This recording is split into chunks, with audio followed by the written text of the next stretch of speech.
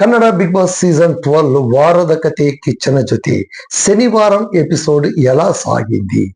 శనివారం వచ్చిందంటే అందరం ఆశ్చర్యంగా ఎదురు చూస్తుంటాం, ఆసక్తిగా ఎదురు చూస్తుంటాం. కిచ్చా సుదీప్ ఏం చెప్తాడు, ఎవరికి ఎలా పాఠం చెప్తాడా అని 1000 కళ్ళతో ఎదురు చూస్తుంటాం.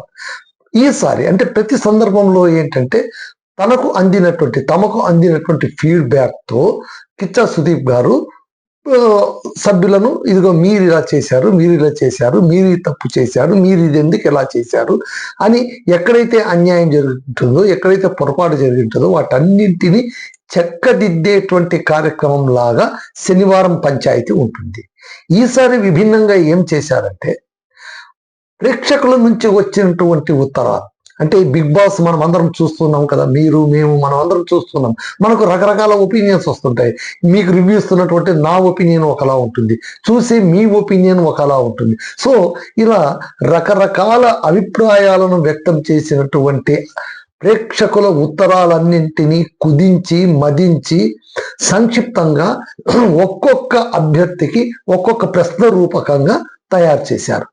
ఆ ప్రశ్నావళిని ఇవాళ ఆయా అభ్యర్థికి చెప్పినప్పుడు వాళ్ళు ఏం సమాధానం చెప్తారు అనేటువంటిది ఇక్కడ మ్యాటర్ అవుతుంది. ఇది నాకెందుకు కొంచెం కొత్త ప్రయోగం అనిపించింది. అంటే ఏంటి, కేవలం ప్రతి శనివారం సుదీప్ గారే వస్తారు, సుదీప్ గారే మాట్లాడతారు, సుదీప్ గారే పంచాయతీ పెడతారు అని కాకుండా, బాబు నేను కాదు మాట్లాడడం, ఇదిగో మీరు ఉన్నారు, బయట వాళ్ళు ఉన్నారు, మీరేం చేశారో వాళ్ళు చూశారు, వాళ్ళకేమనిపించిందో వాళ్ళు రాశారు, ఇదిగో మీ ముందు ఉంచుతున్నాం, మీరు వాళ్ళకి సమాధానం ఇవ్వండి, మాకు కాదు అని నేరుగా చెప్పేటువంటి ప్రక్రియ చాలా నాకు బాగా అనిపించింది అనమాట. సో ఇక్కడ ఫస్ట్ ఏంటంటే కనుక రజిత్ తీసుకుంటారు అనమాట. రజిత్ అంటే ఈ ఉత్తరాలన్నీ కూడా ఒక పోస్ట్ డబ్బా లాగా ఉంటుంది, దాంట్లో ఉంటుంది. ధ్రువంతుకు ఈ బాధ్యత అప్పచెప్తారు. ఏంటంటే ప్రతి ఒక్క ఉత్తరం తీసి అది ఎవరికి వచ్చింది అని చెప్పి రాయాలి. సో అందరిది చదవాలి. ఇది అందరిది కాకపోయినా కొందరిది నేను చెప్తా, చాలా ఆసక్తికరమైనవి చెప్తా. ఇక్కడ ఏంటంటే రజిత్కు వచ్చినటువంటిది ఏంటంటే, రజిత్ గత ఎపిసోడ్లోన ఆయన ఏదో మాట వరుసలో మాట్లాడుతూ కిచ్చా సుదీప్ గారిని ఏకవచనముతో సంబోధించారు అని సోషల్ మీడియాలోనే పెద్ద దుమారం చెలరేగింది అని కిచ్చా సుదీప్ గారు అంటారు. మీరేమన్నారు అక్కడ బయట బాగా నడుస్తోంది, అది మీ దృష్టికి తీసుకొస్తున్నా, అంటే మీరు నాకు ఏకవచనంలో మాట్లాడినా నాకు పెద్ద ఫరక్ పడదు అని చెప్తూనే సున్నితంగా ఎక్కడ మాట జారారో అనేటువంటి చెప్తారు. రజిత్ ఉండి లేదు సార్, నాకు 100కి 100 పాలు మీరంటే మాకు అపారమైన గౌరవం, అది ఇది అని ఆయన చెప్పుకుంటారు. అలాగే చైత్ర ఏదో చేస్తుంది, ఎలాగో చేస్తుంది అని అనుకొని లోపలికి వస్తే గనక ఆమె ఇప్పుడు మారిన మనిషిలాగా మారుతుంది. మొదటి రోజు ఏమీ చేయలేదు, నిన్నటి ఎపిసోడ్లోనే ఏకంగా గేమ్ ఆడి ఆమె గెలిచేసింది, స్పందనను లీడర్ గా చేసేసింది. స్పందనను క్యాప్టెన్ గా కావడంలోన లక్ కలిసి వచ్చింది. ఆ లక్ చాప్ ఎవరో కాదు, చైత్ర మీరేం తిని వచ్చారు అని అన్నప్పుడు కిచ్చా సుదీప్ గారు ఏం తినడం ఏంటి, ఇంటి భోజనం చేసి వచ్చింది ఆమె, ఇప్పుడు పెళ్ళయింది కదా, మిస్సెస్ కదా, ఇంటి భోజనం చేసి వచ్చిందని సరదాగా అంటారు. అక్కడికి అయిపోయింది. ఆ తర్వాత స్పందనను అంటారు. ఇంట్లో వాళ్ళు చెప్పండి, స్పందన క్యాప్టెన్ కావడం కేవలం లక్ ఫ్యాక్టర్ పనిచేసిందా, లేదా ఆమె ఏమైనా పని చేసిందా? యాక్చువల్గా చెప్పాలంటే ఆమె కాలుకు దెబ్బతినడం, ఆమె ఆడలేకపోవడం, ఆమె ఆడలేకపోతే ఆమె తరపు నుంచి ఇంకొకరిని ఆడాల్సిందిగా బిగ్ బాస్ సూచించడం, చైత్ర గారిని ఒప్పించడం, ఆమె ఆడడం, ఆట గెలవడం, ఈమె కెప్టెన్ కావడం, ఎక్కడో కొడితే ఎక్కడో తగిలినట్టు చైత్ర గెలిస్తే స్పందన కెప్టెన్ గా మారిపోయింది. ఇది కదా అదృష్టం అంటే. సో ఇంట్లో వాళ్ళందరూ కూడా సైలెంట్ గా ఉంటారు. ఇక్కడ ఏంటంటే కిచ్చా సుదీప్ గారికి అసహనం వచ్చేసింది. ఒపీనియన్ చెప్పండి అన్నప్పుడు ఎవరు చేతులు ఎత్తట్లేదు, మాకెందుకు వచ్చిన గొడవ అని అందరూ ఊరికే కూర్చోరు. అందుకే కిచ్చా సుదీప్ గారు అంటారు, చూస్తుంటే మీరందరూ కూడా ఏదో డిసైడ్ చేసుకొని వచ్చినట్టున్నారు, మీ సమాధానాలు చాలా కాంట్రవర్షియల్ గా ఉంటాయి కాబట్టి ఎందుకు వచ్చిన గొడవ అని మీరు అనుకుంటున్నట్టున్నారు. 2 మార్గాలు, ఒకటి మీరైనా చెప్పండి, లేదా నేనే చెప్తా ఫలానా వాళ్ళు మీరు లేచి ఒపీనియన్ చెప్పండి అని. నేను అడగడం మొదలు పెడితే చాలా లోతుగా వెళ్లాల్సి ఉంటుంది, ఆలోచించుకోండి అని చెప్పినా కూడా ఏదో ఒక్కరిద్దరంతే. సో ఇక్కడ స్పందన గురించి చెప్తారనమాట, లక్ ఫ్యాక్టర్ పనిచేసింది అంటే అక్కడ రజిత్ ఏమంటుంటే కేవలం లక్ ఫ్యాక్టరే కాదండి, మరికొంత కూడా పనిచేసింది అని రజిత్ ఒపీనియన్ ఎక్స్ప్రెస్ చేస్తారు.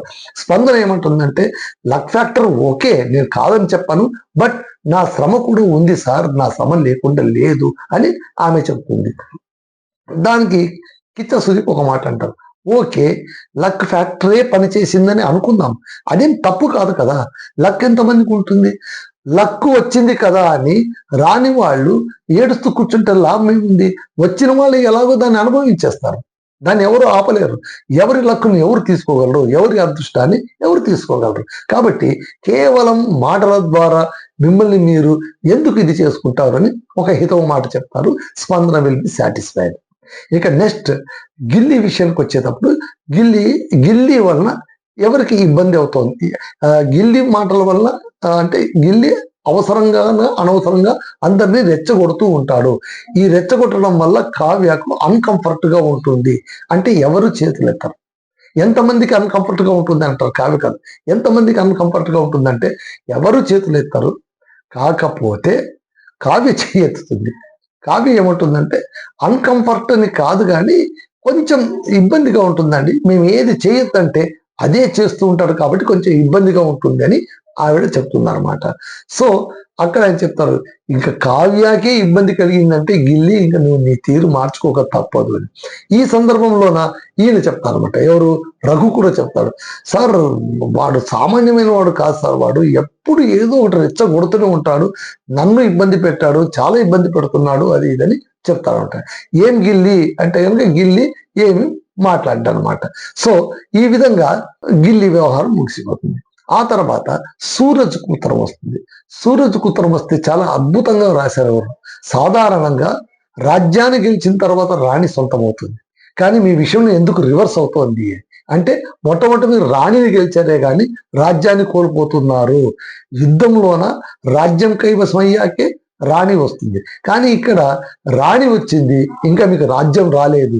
అంటే దీనికి ఏం చెప్తారంటే అప్పుడు సూరజ్ చెప్తా ఉంటాయి, నేను ఇంకా యుద్ధమే ప్రారంభించలేదు, నేను యుద్ధం ఇంకా ఆపలేదు, యుద్ధం కొనసాగుతుంది, రాణి రాజ్యం రెండు కూడా వస్తాయి అని ఆయన చెప్తారనమాట. ఇది డైరెక్ట్ గా రాశిక సూరజ్కు మధ్య జరిగినటువంటి విషయం.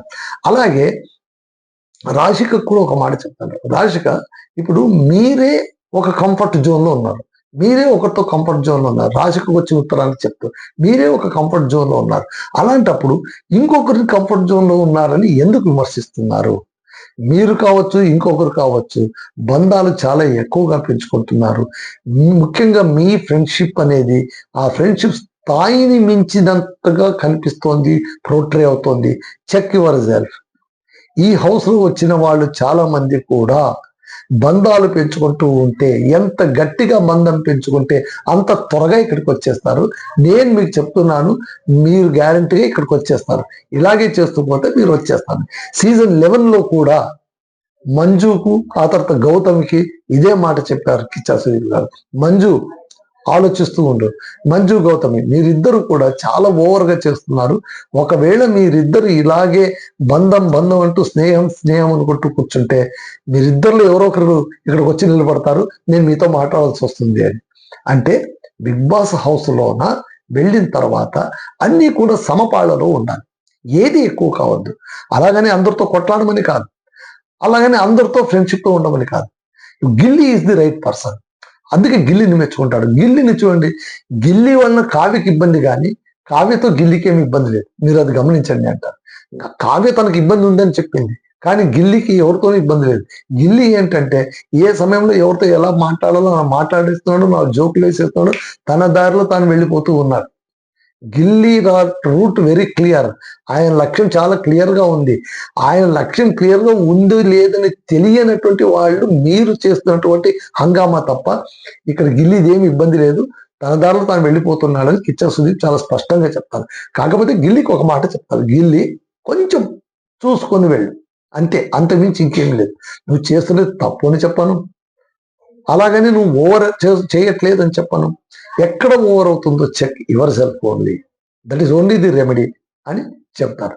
తర్వాత రక్షితకు వచ్చిన ఉత్తరాన్ని స్పందిస్తూ రక్షితకు చెప్తారు, రక్షిత ఇప్పుడు మీరు అంటే సేమ్ అక్కడ చైత్ర ఏం చెప్తుందో అదే చెప్తారు. చైత్ర నామినేషన్ ఘట్టంలోనూ ఆ తర్వాత క్యాప్టెన్ ఎవరు కావాలి అన్నప్పుడు తాను స్పష్టం చేసింది. నిన్నటి రివ్యూలో నేను మీకు చెప్పాను. ఏంటి అంటే, మీరు నామినేషన్లోన గిల్లీ ఉండకూడదు, ఇంటి నుంచి వెళ్ళిపోవాలని నామినేట్ చేస్తారు. ఇంటి కెప్టెన్ మాత్రం గిల్లీ కావాలి అంటారు. ఈ కాంట్రడిక్టరీ ఏంటి అని ఇక్కడ అదే అడుగుతాను. మీరు రక్షిత ఐడియాస్ చేంజ్ చేస్తూ ఉంటుంది. ఎప్పటికెప్పుడు ఏం చేంజ్ కావాలో అది చేంజ్ అయిపోతూ ఉంటుంది. ఇది ఎంతవరకు సరే బిగ్ బాస్ హౌస్లోనా అంటే ఆమె ఇది సరినే అంటుంది. మారాలి, నేను మారుతున్నాను, తప్పేముంది. ఆమెది ఒక పర్స్పెక్టివ్ ఉంది. ఆమె ఏం చెప్తుందంటే, నామినేషన్ సమయంలోన నాకున్నటువంటి ఒపీనియన్, నా పర్స్పెక్టివ్ అంతా నేను చెప్పేసిన తర్వాత ఇంకా ఆ వ్యక్తి పైన నాకు జీరో ఉంటుంది. నేను దాన్ని క్యారీ ఫార్వర్డ్ చేయను. ఆ తర్వాత వచ్చింది ఆ తర్వాత నామినేషన్ వరకు ఏది ఉందో దేర్ అండ్ ది మ్యాటర్ అనేటట్టుగా నేను ఉన్నాను. అది చాలా మందికి అర్థం కావట్లేదు. అందుకోసమే నేను మారుతాను, మారడంలో తప్పేముంది, అవును నేను ఐడియాస్ మార్చుకుంటాను అంటే అప్పుడు సుదీప్ గారు అంటారు, ఓకే మీరు ఐడియాస్ మార్చుకుంటారు, తప్పేం లేదు. మీరు ఐడియాస్ మార్చుకుంటున్నప్పుడు గిల్లీని నామినేట్ చేసేటప్పుడు ఇతను ఐడియాస్ మార్చేస్తుంటాడు, ఇతను ఒకలా ఉన్నాడు, ఒకసారి ఒకలా ఉంటాడు, ఇంకోసారి ఇంకోలా ఉంటాడు అని ఎలా ఆరోపించారు? మీకు ఒక న్యాయం, వారికి ఒక న్యాయం కాదు కదా అని అన్నప్పుడు రక్షిత అవును సార్, నిజమే సార్ అని ఒప్పేసుకుంటుంది అనమాట. సో ఇక్కడ ఇలా ఒక్కొక్కరికి, అశ్వినికి కూడా అంతే. 2.0 కింద వచ్చారు మీరు, 2.2 కింద వచ్చారు. 2.2 వెర్షన్ ఎలా ఉంది గిల్లి అంటే, ఆమె చాలా వైల్డ్గా ఉన్న ఆమె చాలా మైల్డ్గా అయిపోయింది, ఇది తట్టుకోవడానికి చేత కావట్లేదు సార్, ఆమె వెళ్ళిపోతానని ఇంటి గుమ్మం ముందు నిలబడి ఉండింది, వెళ్ళిపోయినా బాగుండేది, ఇలా ఉండడం నాకేం నచ్చలేదని చెప్తే అవుతారనమాట. సో అక్కడ చెప్తారనమాట, ఎందుకమ్మా నువ్వు ఇలా మైల్డ్గా మారిపోయావు అంటే, లేదు సార్ నేను మొట్టమొదట వైల్డ్గా ఉన్న మాట అయితే వాస్తవం. రాజమాతగా వచ్చినప్పటి నుంచి నేను చేసిన హంగామంతా నాకు తెలుసు. కానీ నా వల్ల వేరే వాళ్ళకు కంటెంట్ దొరుకుతుంది, నేను వేరే వాళ్ళకు కంటెంట్గా మారిపోతున్నాను అని నాకు ఎప్పుడైతే అనిపించిందో నన్ను నేను తిద్దుకునే క్రమంలో ఉన్నాను. నా ఆట నేను ఎక్కడ వదులుకోలేదు అని ఆమె చాలా స్పష్టంగా చెబుతుంది అనమాట. అభిషేక్ విషయంలో కూడా అంతే. అభిషేక్ రెండోసారి మీరు క్యాప్టెన్ అయ్యారు, ఏం మీకు కొత్తదనం అంటే ఆయన అది అంటాడు, గతంలో నేను చేసిన పొరపాట్లను చక్కదిద్దుకోవాలనుకుంటున్నాను. అలాగే ధనుష్ కూడా అంతే. మీరు నిర్ణయాలు తీసుకోవడంలో తడబాటు పడ్డారా ఏంటి, ఏం కథ అంటే అదే చెప్తాడు ధనుష్. సరే నేను ఇప్పటికీ ఒకటే మాట చెప్తున్నాను, ఆ సమయంలో నాకు అనిపించింది నేను చెప్పాను, వీళ్ళకి అనిపించింది వేరేదై ఉండొచ్చు, కానీ నా ఒపీనియన్ నాది కదా, ఆ ఒపీనియన్ నేను విత్స్టాండ్ అయి ఉన్నాను అని ఆ ర్యాంకింగ్. అప్పుడు సుదీప్ గారు ఒక మాట చెప్తారు, నేను మీకు ఒక మాట చెప్తాను, ఈ హౌస్లో ఉన్న అందరికీ కూడా ఒక్కొక్కరికి ఛాన్స్ ఇచ్చి 10 మందిని ర్యాంక్ వేయండి అంటే ఏ ఒక్కరు వేసిన ర్యాంకు అత్యద్భుతంగా ఉంది, 100% కరెక్ట్ అని చెప్పగలరా?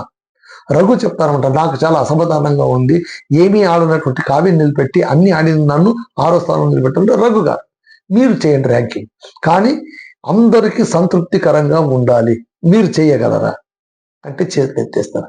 మీరే కాదు, ఎవ్వరు చేయలేరు. ఎందుకంటే ఒకరు చేసిన విధానం ఇంకొకరికి ఎప్పటికీ నచ్చదు. మొదటి స్థానంలో ఉండేవాళ్ళు ఊరుకుంటారు, 11వ స్థానంలో ఉండేవాళ్ళు మాట్లాడతారు, తప్పదు అది అని. ఇట్లా ఒక్కొక్కరికి ధ్రువంతకు కూడా అంటారు. చివరికి ధ్రువంతకు ఉత్తరం వస్తుంది. ధ్రువంతకు ఉత్తరం వస్తే మీరు బాగా ఆడుతున్నారు, ఎందుకు మీరు బయటికి వెళ్ళిపోవాలని అనుకుంటున్నారు అన్నప్పుడు ధ్రువంతుని అడుగుతారు, ఎందుకయ్యా నువ్వు బయటికి వెళ్ళిపోవాలి? నేను ఈ యుద్ధంలోన గాయాలు తగులుతున్నప్పుడు ఇన్ని గాయాలు తగులుచుకొని నేను యుద్ధం చేయడం అవసరమా అని నాకు అనిపిస్తుంది అంటే సుదీప్ గారు అంటారు, ఇదే విషయం మన సైనికులు అనుకుంటే, ఇన్ని గాయాలు తగులుచుకొని నేను యుద్ధం చేయాలని వాళ్ళు అనుకుంటే మనం ఎక్కడుండే వాళ్ళం. కాబట్టి యుద్ధం అన్నప్పుడు గాయాలు తగులుతాయి, కానీ యుద్ధం ఉంటుంది, అలాగనే యుద్ధం మానుకోలేం కదా అని చెప్తారనమాట.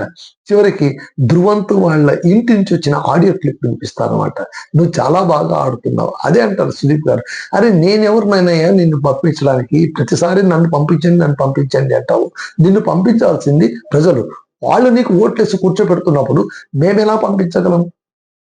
అడుగు అందరినీ నన్ను బయటకు పంపించేసేయండి అని చెప్తారనమాట. సో ధ్రువంతుకు అక్కడ ఓట్లు బాగానే పడుతున్నట్టు నాకైతే అనిపిస్తున్నాయి.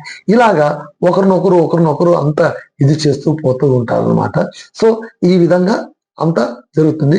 నామినేషన్ ఘట్టంలో నేను ఒక్కరినే సేఫ్ చేస్తారు, అశ్విని సేఫ్ అయిపోతుంది, చూడాలన్నమాట. ఇక ఏం ధ్రువంత్ సేఫ్ అవుతారు. నిన్న ఒకరు ధ్రువంత్ సేఫ్ అవుతారు. ఇవాళ మిగిలిన వాళ్ళని చూడాలి. బహుశా అభిషేక్ వెళ్ళిపోతారు అనేటువంటి మాట వినవస్తోంది. ఆయన ఆల్రెడీ కెప్టెన్ అయ్యాడు, అయినా కూడా ఆయన డేంజర్ జోన్ లో ఉన్నాడు, బయటికి వెళ్ళిపోతారు అని. స్ట్రాంగ్ క్యాండిడేట్ అని కాదు కానీ ఆయన వెళ్ళిపోతారేమో అని చూడాలి ఆట ఎలా సాగుతుంది. ఇప్పుడు రజిత్ చైత్ర కూడా బయటికి వెళ్ళిపోతారని మొన్నటి నుంచి హోరెత్తుతోంది. మళ్ళీ బయటికి వెళతారా లేదా కూడా చూడాల్సి ఉంటుంది. ఇవాళ సండే ఎపిసోడ్ ఏమవుతుంది, ఎవరు బయటికి వెళతారు, కిచ్చా సుదీప్ గారు ఫన్ టాస్క్ ఎలా ఆడించారు, వీటన్నింటి గురించి కూడా ఇవాళ ఎపిసోడ్ చూశాక రివ్యూ ఇస్తాను. అంతవరకు please bear with me. So నా ఛానల్ని మీరు లైక్ చేయండి, సబ్స్క్రైబ్ చేయండి, షేర్ చేయండి. మీరు పెంచుతున్న కొద్దీ ఖచ్చితంగా అద్భుతమైనటువంటి అప్డేట్స్ ఇస్తాను, బాగా విశ్లేషిస్తాను. అప్డేట్స్ పేరుతోన మనకు తెలిసింది తెలియంది ఇవ్వడం నాకు ఇష్టం లేదు. ఎందుకంటే మనం చెప్పింది కరెక్ట్గా ఉండాలి, కనీసం వాస్తవానికి దగ్గరగా ఉండాలి. ఊరికే ర్యాండమ్గా చెప్పడం వల్ల మన క్రెడిబిలిటీ దెబ్బతింటుందన్న భయంతో నేను చెప్పట్లేదు. చాలా మందికి అనిపించవచ్చు, ఏంటి నామినేషన్ గురించి మాట్లాడు, పొజిషన్స్ గురించి మాట్లాడు, ఎవరు వెళ్తారో చెప్పడు, ఏం కేవలం ఎపిసోడ్ని మాత్రం అనలైజ్ చేస్తారంటే అంతకే పరిమితం కావడం బెటర్. మనం చేసేది ఏంటంటే ఇది ఎందుకు జరిగిందని చెప్తాం, కారణం ఏమైందొచ్చు అని చెప్తాం, ఇలా చేయడం కరెక్టా తప్ప అని చెప్తాం. అంతవరకు మనం పరిమితం అవుతే అందరికీ బాగుంటుంది. చూద్దాం, ముందు కాలంలోన చేయాల్సి వస్తే అది చేద్దాం, తప్పేముంది. మీకోసం ఏమైనా చేయడం నేను రెడీ అండి. సో దిస్ ఈజ్ రామదుర్గం మస్మన్ signing off.